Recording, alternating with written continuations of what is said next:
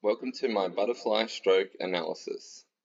It is important to understand that swimming is a highly technical sport where small inefficiencies can have a significant impact on performance. Proper technique reduces drag, increases propulsion, and helps prevent injuries. The goal of this technique analysis is to identify the strengths and inefficiencies present in my stroke. Body and head position. The word I associate with body position is streamline, but I am far from achieving that.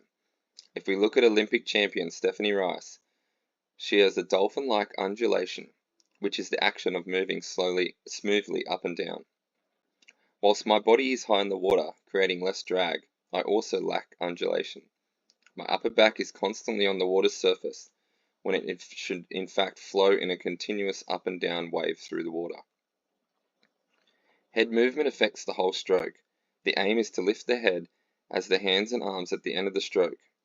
Whilst I do lift my head at the correct time of my stroke, it has a pause to allow for this movement.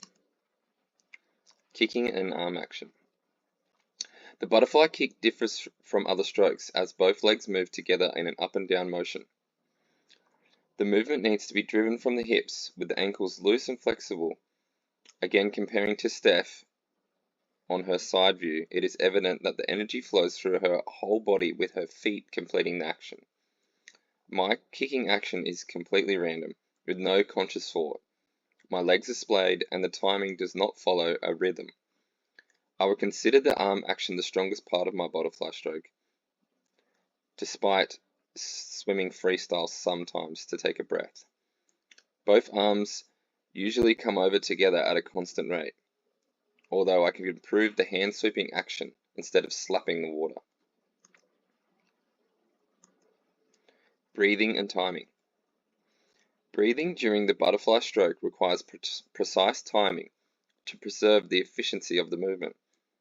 Amateur swimmers should aim to take a breath every 2 strokes, whilst professionals, especially sprinters, can breathe every stroke. The head comes up as the arms have completed the stroke, which marks the beginning of the recovery phase. The breath is short as the head needs to be back in the water by the time the arms are in the pulling phase. I am completing a breath every 3 strokes, which disrupts my flow of the stroke. I'm also raising my head too far above the water. Taking a breath every 3 strokes causes me to inhale too much air, which slows down my stroke. Areas for improvement. Although all aspects of my stroke need significant improvement, my primary focus will be to effectively use my body as the driving force. Most beginners, including myself, rely on the arms to drive the stroke, when it should be the opposite way around.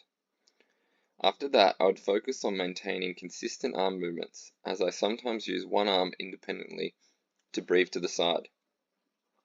My breathing is another area where I'm quite inefficient. I would practice bringing the head out of the water with the chin just above the surface, instead of arching the head outwards and upwards. This will help reduce excess undulation in the stroke and eliminate wasted up and down movement. I'm confident my kicking will improve as a consequence of improving my body motion. But if I was going to work on my technique, I would incorporate kicking drills. Finally, my high head position affects the streamline of my stroke significantly. By lowering my head, I can reduce the resistance during the underwater gliding phase. Thank you.